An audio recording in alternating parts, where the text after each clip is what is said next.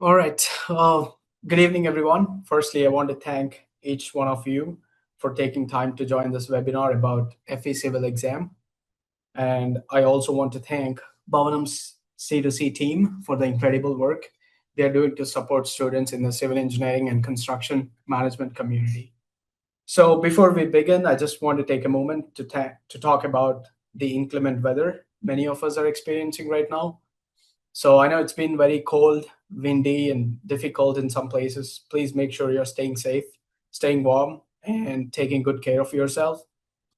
Your health always comes first, whether it's preparing for the FE exam or anything else. So also please avoid unnecessary travel if conditions are bad.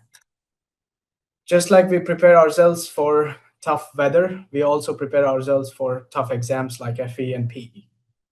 With the right planning, both become manageable. So with that being said, let's dive into today's presentation or webinar about the FE civil exam. So this slide explains about the stuff we are going to discuss today, and I'll introduce about myself and I'll share my FE and PE journey and the purpose of this webinar, and we'll discuss the FE exam details and what are the contents that will be included in the exam and the common misconceptions about the exam or common FAQs and details about the crash course, and I'll share you some sample PPTs, and also will be open to any questions or concerns you guys might have. All right, so this is my first slide. This is a meme from the famous movie Titanic, where Jack is freezing in the ocean after the ship sinks, and Rose is lying on a floating door. Jack motivates Rose to survive even though he knows he may not. So Rose says, Jack, I'm so cold, and without the FE exam, our careers will sink. So this scene is very well known for being emotional and motivational. So give the FE exam and let your careers not sink. That's what I'm trying to convey through this meme. And then Jack says, you have to pass the FE exam, promise me. So promise me, everybody, you all have to pass the exam at some point down the line, which will make your career the best, among others. So I just want to keep this whole webinar session engaging and conversational. So please feel free to jump in if you guys have any questions or concerns while I'm going through any of the topics throughout the session. So coming to myself, I just want to introduce about myself before I jump into the next few topics or slides. Myself, I'm Vineeth. I'm an associate engineer working in the States for the last couple of years. I went to school at ASU, got my master's degree in construction management and technology, and a bachelor's degree in civil engineering from NIT Warangal back in India. I've experience working with both the contractor side as well as the engineering side in the States. So I cleared my FA civil exam when I was in my third semester at ASU. I wasn't actively applying for jobs. So with just one semester left, I realized I needed to secure a full-time job before I get out of school. So I decided to prepare for my FE exam seriously. And starting in late November or early December in 2023, I committed to studying 6 to 8 hours a day for an entire month during the Christmas break. By January 2024, it's been 2 years already. So I sat for the exam and then passed the exam. Shortly before that, or scheduling the exam, I had a casual conversation with one of the company's vice presidents, the big dogs, who told me that FE exam provides a real edge in the job market. That's when I came to know about FE exam or know that something like FE exists. Before that, I just had one, and then I started researching about the exam, and I only have one senior from ASU did it among my connections or networks. So I used to talk to him and start studying about the exam. And then just 6 weeks later, after passing the exam, so that guy I talked to at the company offered me an internship. So from there, it's been so easy. I didn't have to look back. I just applied. I applied for a lot of jobs though for my full-time job search, and I received multiple offers and ultimately chose to join the company I felt like. had a lot of scope to grow myself professionally and personally because they are big and pretty much into every discipline.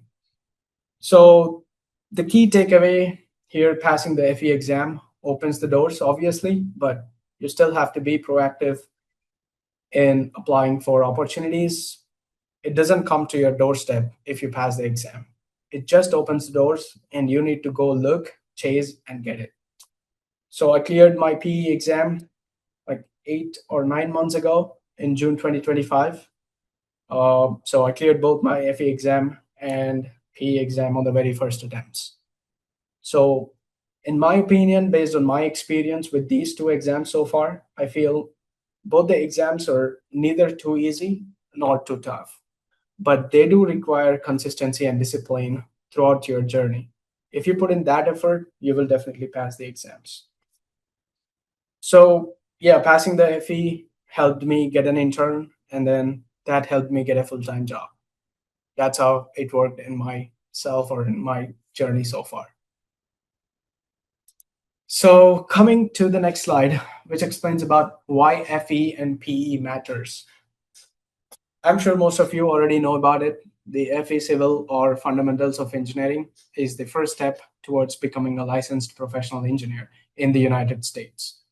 So, passing the FE exam earns you the title of EIT, Engineering and Training, meaning if you pass the exam and you need to apply or go through the licensure procedure with different states based on their requirements and conditions. And then if you meet all those expectations or requirements that the board has, then you'll be entitled with the EIT certification, which is engineer in training.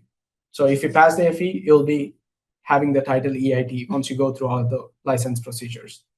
And eventually, if you pass the PE exam, it earns you the PE designation, which is the professional engineer designation after you meet certain years of experience, depending upon different state boards. So, why this is important? So, I have 4 bullet points on my slide here, which says legal authority and responsibility. So, what I mean by that is only a PE can approve engineering drawings for public works. Let's say if a city or a county in the United States has some work to do, then you need to have somebody like a PE to approve the engineering drawings before it goes to the bid phase. So only the PE can approve the engineering drawings for public works. Even for the private sector work, you need a PE in order to have the drawing approved before it goes into the construction. And it gives you credibility and career mobility, meaning employers and clients view the PE license as a mark of competence. So they see you as somebody who has some capable or a caliber to perform the job done. And then you'll be having a competitive advantage among the others. So your resume definitely or immediately stands out among the other people. You could imagine the number of students graduating every year or every semester out of the college. In order to beat that competition and stay ahead of them, you need to have a solid resume or solid certifications like FE exam or PE. If you have those, you will definitely be standing out among all of the other students, which increases the chances of securing a job which you like. And then expanded career paths.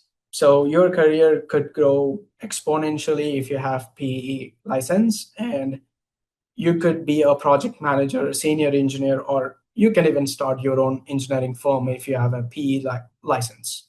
You can do your own work. You can sell your drawings. You can stamp the drawings, make it constructible, and but you should know what you're doing. So that's the main thing behind stamping the drawings, because you will be responsible for whatever happens or whatever, like any hazard happens down the line, so you will be responsible for it. So you need to know what you're doing and you need to know what you're stamping before you do that. So if you want any of these advantages that we discussed so far, becoming a PE is essential. And that journey begins by clearing your FE exam at the first step. So That's the reason why FE or PE matters to every one of us sitting in the meeting. Coming to the FE exam details, so this is just the link to the NCES actual website that provides you an exam guide, like a PDF document, like 15, 20 pages, which tells you each and everything about the exam. So obviously, FE is fundamentals of engineering, and it's a first step towards PE license. It will be conducted by NCES, which is National Council of Examiners for Engineering and Surveying. That's an organization that conducts both the FE exam and PE exam. They just conduct the exam once, but after that, you also need to verify your education and then meet the required experience or required years of experience in order to actually acquire the PE license, depending upon, and that depends upon different state boards. Different state boards have different rules, different years of experience that you need to have, and some states do deduct like 1 years of experience if you have a master's degree. So you need to go dig deep into the website, go into the state board, inquire them about the years of experience you require and provide whatever they require, and then you'll be awarded with the license. So it's a computer-based test. We all know that. And registering for your exam, the first step is creating a NCEES account. It's free. It doesn't cost you anything to create an account. You just need to create an account and then register for the exam, then pay for the exam. It costs you $225 to give the FE exam. Once you're approved to test, you'll be having a confirmation email that will be sent through Pearson VUE, which is like an organization that conducts all the NCES exams. And once you pay that amount, $225, you have 12 months to take your exam. And then if you desire to reschedule or cancel any of the appointments, then the cost is $50. And it should be done like 48 hours prior to the scheduled date and time. So if you do it like 24 hours before it, then all your $225 is gone basically. So in order to schedule or reschedule or cancellation, you just need to do that like 48 hours prior to the scheduled date and time. But still, they'll charge you $50. It's 225 minus 50. You'll save that amount at least. So that's the process to register for the exam. And then NCES exams are offered in testing windows. So basically, they call it January to March is called as a testing window, and then April to June is one testing window. July to September is another testing window. October to December as another testing window. So they have 4 testing windows in any year. And the NCES policy states examinees may attempt a particular exam one time per testing window. Means you're allowed to give your exam, let's say, if you're taking January to March, that's one testing window. Let's say if you have given your exam in February and you have passed it, then that's well and good. If you failed it, then you're not allowed to schedule again in March. You can only do that in each testing window, and you're allowed to not take it like more than 3 times during any 12-month period. If you have failed in February, you're only allowed to take it in between April to June, not in March. So that's what the NCES policy states. And you have all of these information in detail in the NCES website. You could always go back and see what are the requirements and the policy states. And you could always reach out to them through email or call. They're always available to answer your questions. And so the result is just pass or fail. It doesn't tell you how much score you got. If you are failed, you get a detailed diagnostic report that will be shared with you by NCS after the result. So that way you know how many marks you got in each of the topics and what is the average that everybody got. So that way you'll be able to evaluate yourself and do better in the next attempt. But if you pass the exam, it's just pass. That's just the notification that gets from the NCES. You can always go and check into the website, open your account, and log it in, and then check in your result whenever the day comes in. But if you pass the exam, they don't provide you anything. It's just pass. And if you fail the exam, they provide you with the detailed diagnostic report, they call it, that will be shared with you by NCES after the exam result. This is just the colorful representation of what we discussed so far. It is a registration of exam through NCES and then paying the exam fee, $225, getting an authorization from NCES, and then schedule at Pearson VUE test centers. So that's all it is. And then preparing for exam day at the test center. So many of us will have a questions like what are the items that are allowed to the testing room and what will be allowed and what not are allowed and all those stuff. So it's always good to know what are the items that are allowed to the exam and what are not. So the ID used during the admission process. So in order to make you admit into the test center, they will ask you like a proof of ID, which is provided by the government entity in the United States, or your passport, or your in the country you were born. So either of those identities will be used in order to admit you to the test center. So you need to have, so that ID will be, you can keep that ID with you during the whole process of exam. And then you'll be allowed to use the calculator without the cover. So basically, but that should be one of those mentioned in the NCES calculator policy. We'll see what that NCES calculator policy is shortly. And then key to your test center locker. So basically, they'll have lockers in the test center to put any of the items that you get during the exam. You can put it in there, and then you can lock it, and you can take that key with you during the whole process of the exam. And then they'll NCES or Pearson VUE will be providing you guys with the reusable booklets, and markers will be supplied.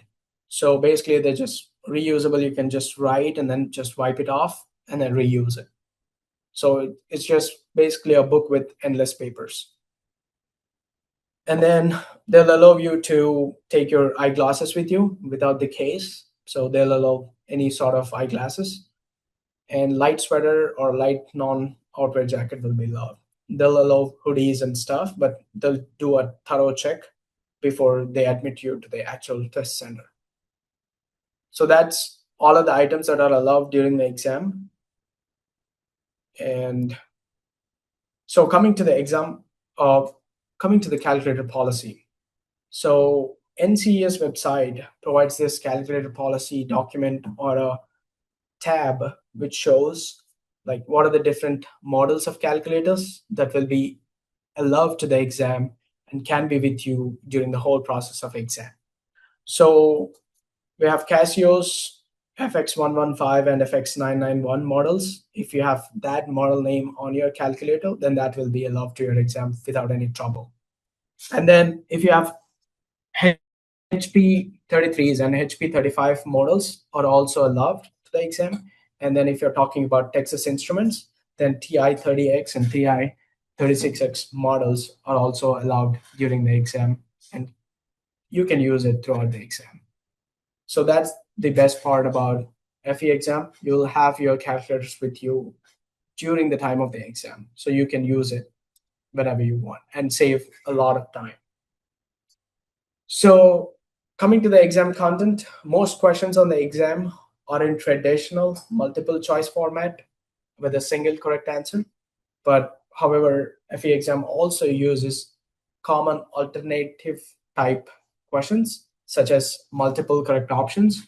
So basically, you'll be having multiple choices to be correct. And then point and click, you just need to select it, and drag and drop type. Those are pretty easy to understand once you look into the exam. Fill in the blanks type questions, well, where you would be providing a space for examinees to enter a numerical response to the question. So basically, you're just typing in the numerical value in the given fill in the blank. So these are the different types of questions or question types that you'll see in the exam. And then there is no negative marking, so you could answer all the questions that are given in the exam.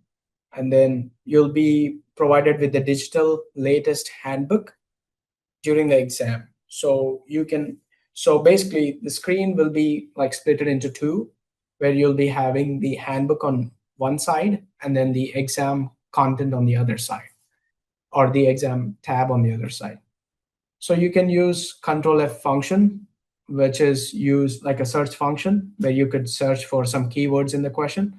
So that way it directs you to wherever that formula is in the handbook. So that's like a really good resource that you could use during the exam. And it's super handy. If you don't know anything about the question, just read the question thoroughly and try to write down the keywords and put it into your control or the search bar in the handbook, and then look into the formulas or the sentences that include that particular keyword. So basically that helps you at least get an idea what they are asking, and you might be able to solve that question with that keyword. So chasing or looking for the keyword is also an important thing. So sometimes what you thought might not be a keyword. So always make sure to double check. If you can't find one thing with just one keyword, try another keyword given in the question. So that way you might be able to find the formula related to that particular question. All right, now let's look into the FE exam details. So how many questions are there and what is the actual time? So there are 110 questions that will be given in the exam, and the total appointment time is 5 hours 55 minutes, which is approximately 6 hours of exam. And then you need to sign a non-disclosure agreement, which takes 2 minutes, and then they'll play a video or tutorial like how to answer the questions during the actual exam. That would take you 8 minutes. It's basically like a navigation tool, like beforehand, like before you sit in the actual exam, you just be played like a tutorial in front of your computer where you can try different things like selecting the question, answering it, and how to submit the exam, and blah blah blah, all the stuff. But the actual exam time is 5 hours 20 minutes, which is approximately 2 minutes 54 seconds for each single question. So you don't need to waste much time on each single question. Always remember, if it is difficult for you, it is difficult for everybody. So don't waste much time on each single question. Just go through each and every question. So if you see some theory based questions, you could save, you don't need 2 minutes 54 seconds to answer a theory based question.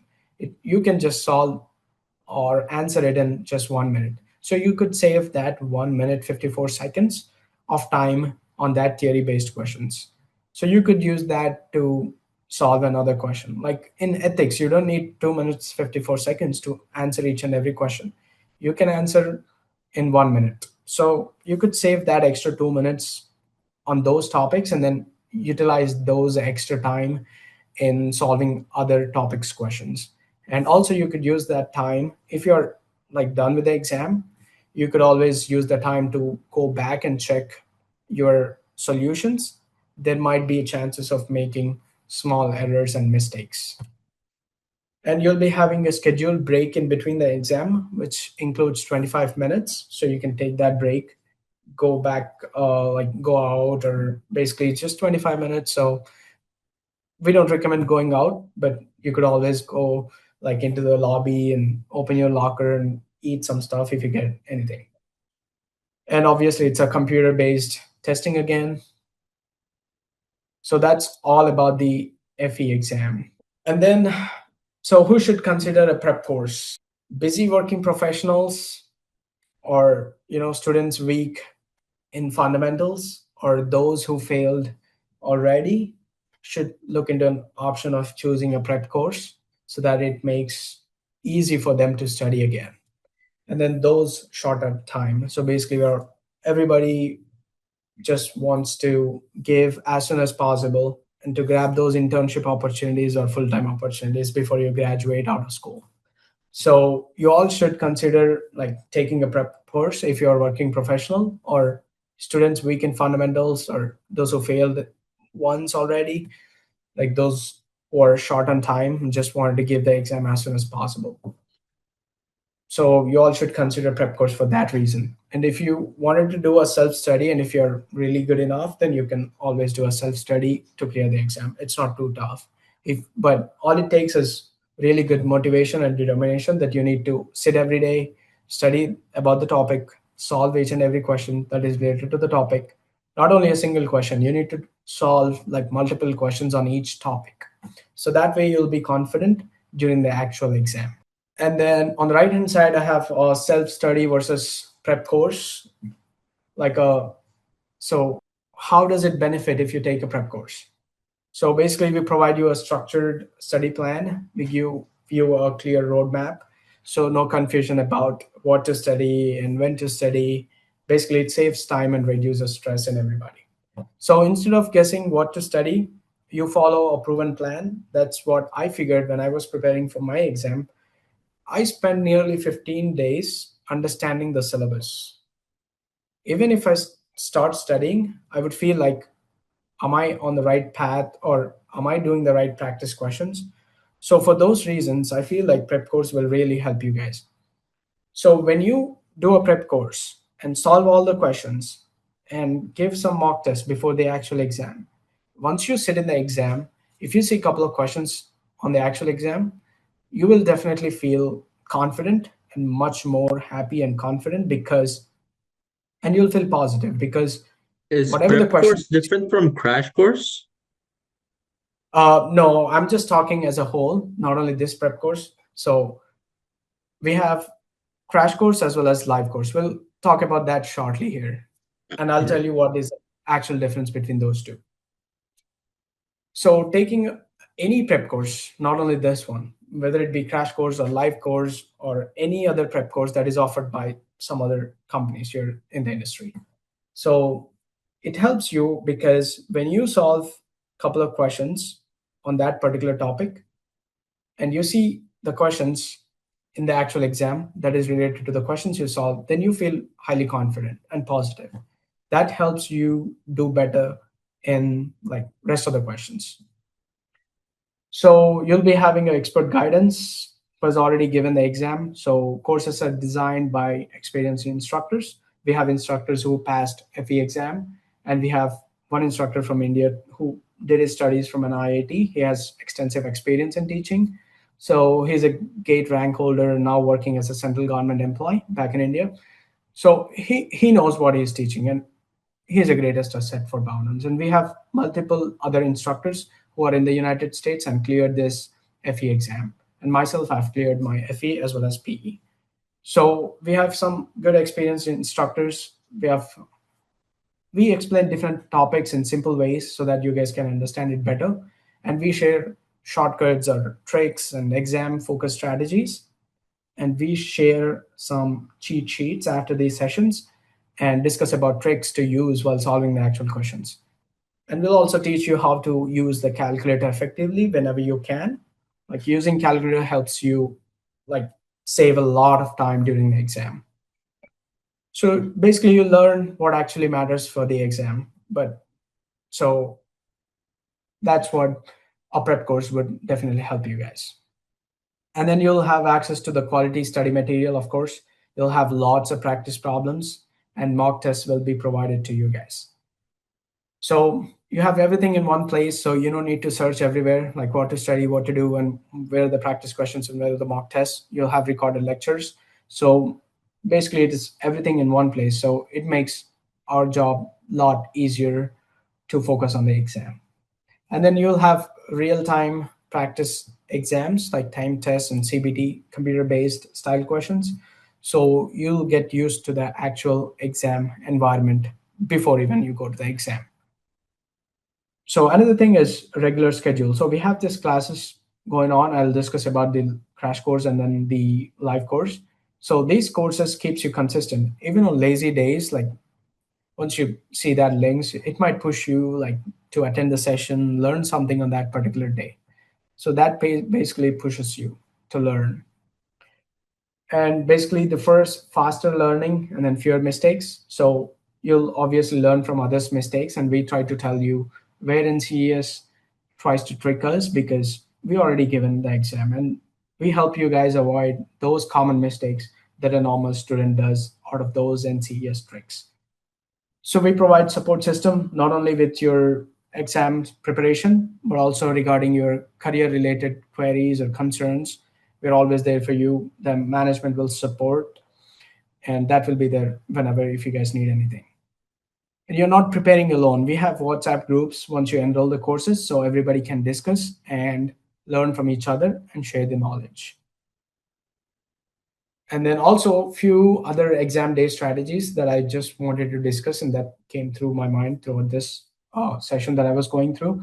So practicing the full length test before the exam day will definitely help you guys on the actual exam. So you'll be habituated to give like the full length exams. Like to sit for 6 hours is not an easy task. Like for PE you need to sit for 8 hours or 9 hours.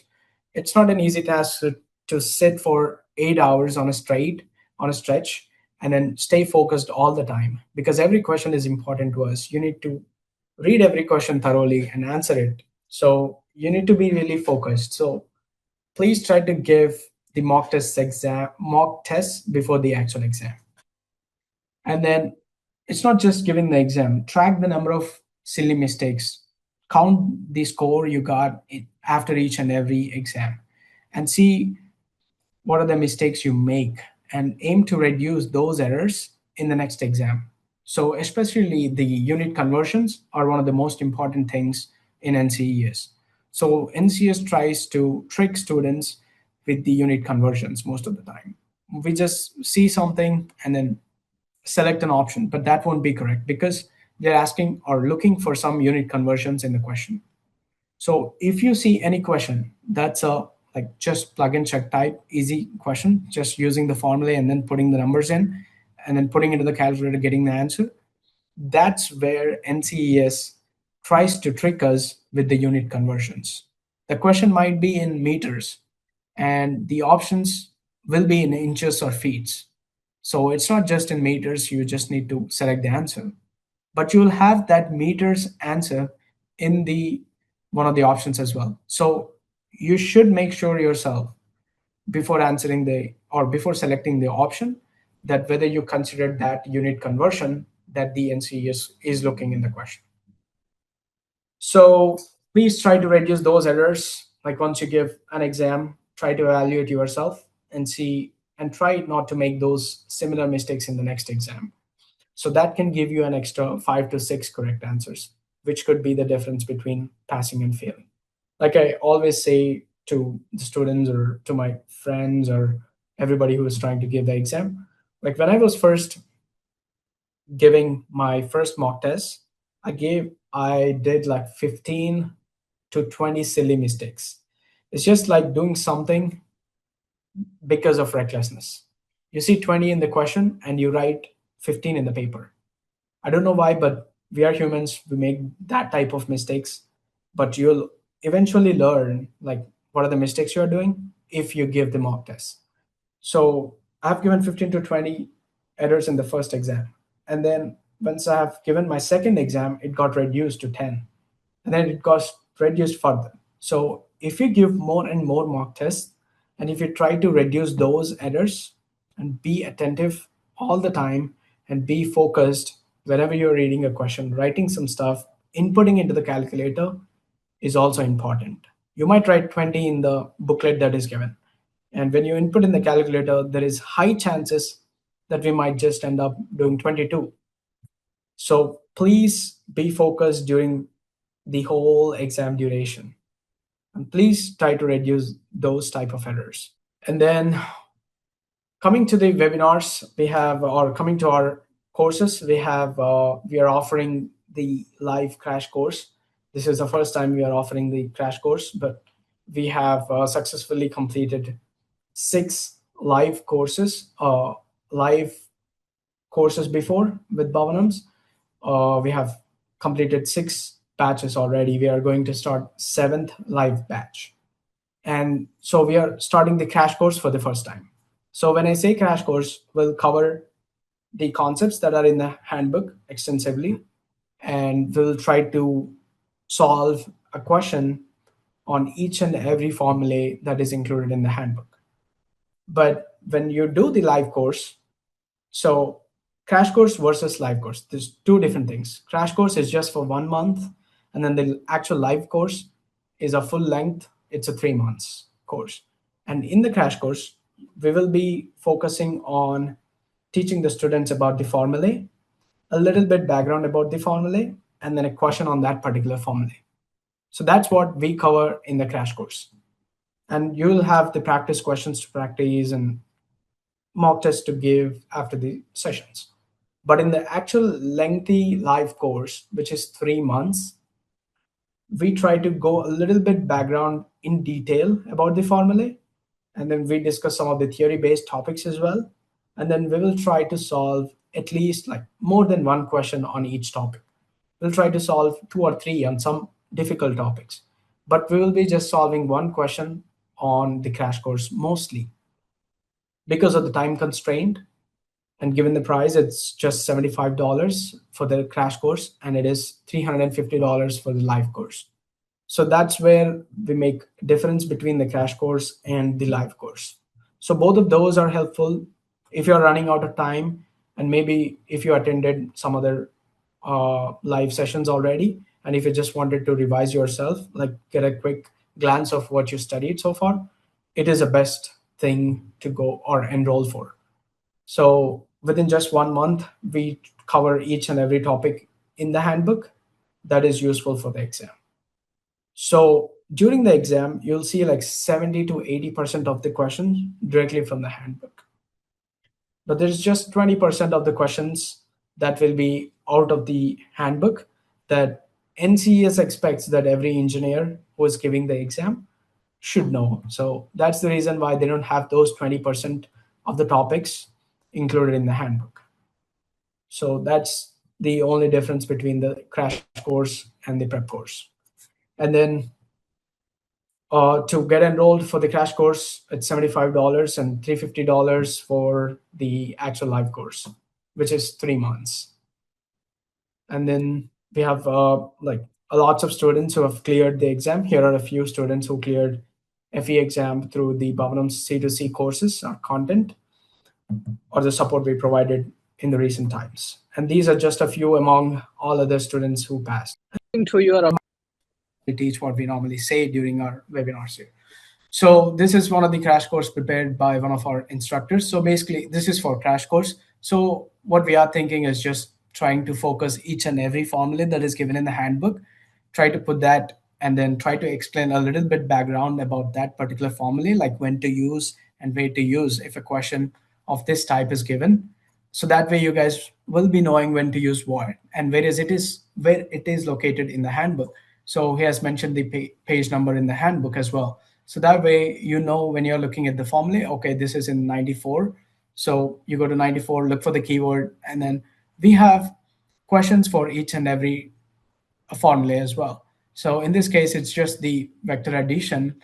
So we have a question based on that, and we'll go ahead and solve this question. So that way you'll be understanding it better, like the formulae that is given in the handbook, and you'll be able to apply that in the exam as well. So similarly, yeah, we have another formulae and then handbook page number, and then we try to solve a question based on that particular formulae.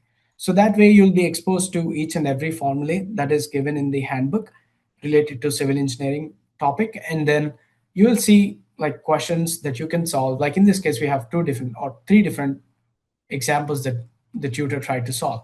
So that way, we'll provide you like a really good foundation support with all the formulas that are included in the handbook, and you'll do definitely a good job while you're doing your actual exam. And then we have another like PPT that basically, yeah, it's same thing again. It's another format, but still the same formulas. And then you have a question to solve. And then, so basically, I have two different questions to solve on this particular formula because that is important for FE as well as PE. So that's why we try to stay more focused on different topics. So that's how, so basically, we have a question here. We only have a formula in the handbook, but we also go a little bit in detail about the experiment, how we got these equations and when to use this and what types of different tricks or questions will be asked by NCES about this particular question. So we try to solve a question on this. So we have different formulas again, and then we solve a question on this. So that's how we are planning our crash course to be effective. So that way every student would be able to know, okay, where is this formula located? Where is this? If I see this type of question in the exam, where do I need to go back to the handbook in order to get that particular formula, in order to get my answer. So so that way, by end of this crash course, everybody will be like confident enough, and sure will be like providing the content that we are planning to, and you guys will do a better job after the course. So that's what I was just trying to show you guys, like few slides, how we are planning. So it will be a really good sessions, like both the crash course and then the live course.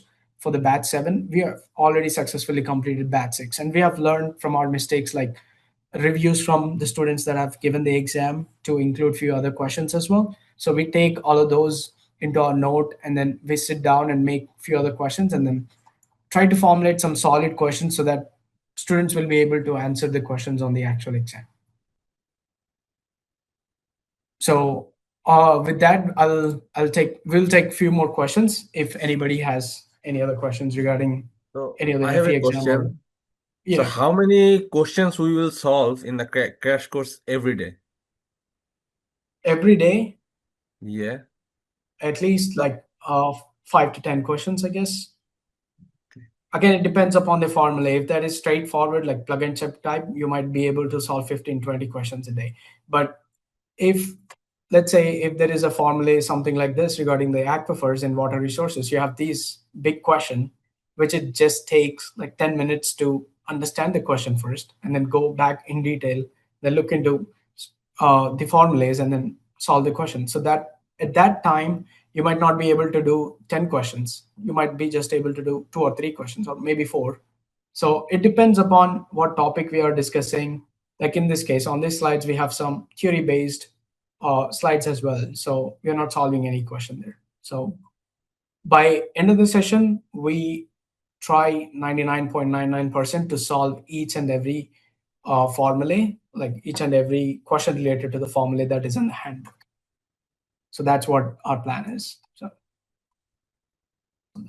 So it will be really help and prepare for your FE exam with lots of confidence. And so if nobody has any questions, we'll call it a day. And I really thank you all for participating in this live webinar.